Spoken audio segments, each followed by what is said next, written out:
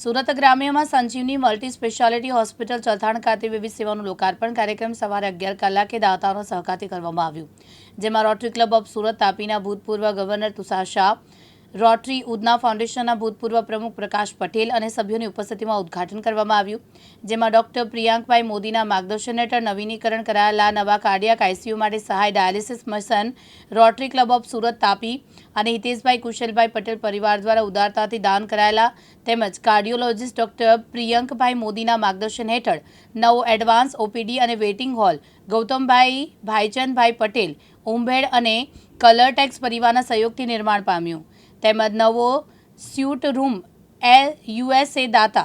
કિરણભાઈ મગનભાઈ પટેલ ઉમરાખ અને વાવના ભક્ત પરિવારના સહયોગથી બનાવવામાં આવ્યો, જે તમામનું લોકાર્પણ કાર્યક્રમ યોજાયો હતો. સંજીવની આરોગ્ય ટ્રસ્ટ સંચાલિત સંજીવની હોસ્પિટલના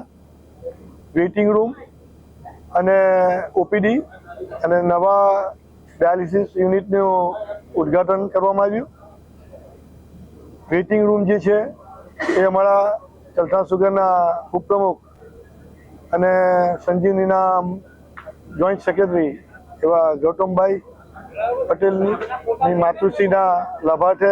એમના તરફથી વેઇટિંગ રૂમ આખો એસી બનાવવામાં આવ્યો અને જે ઓપીડીઓ જે છે એ કલરટેક્સ તરફથી તમામ ઓપીડીઓ પણ એસી બનાવીને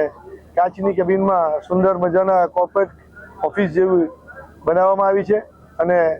જે ડાયાલિસિસ યુનિટ જે આપવામાં આવ્યું એ અમારા સંજીવની હોસ્પિટલના પ્રમુખશ્રી અને ચલથાણ સુગરના બોર્ડ ઓફ ડાયરેક્ટર એવા હિતેશભાઈ પટેલ અને રોટરી ક્લબ તરફથી આ ડાયાલિસિસ યુનિટ આપવામાં આવ્યું. એ તમામનો આજે અમે ઉદ્ઘાટન કરીને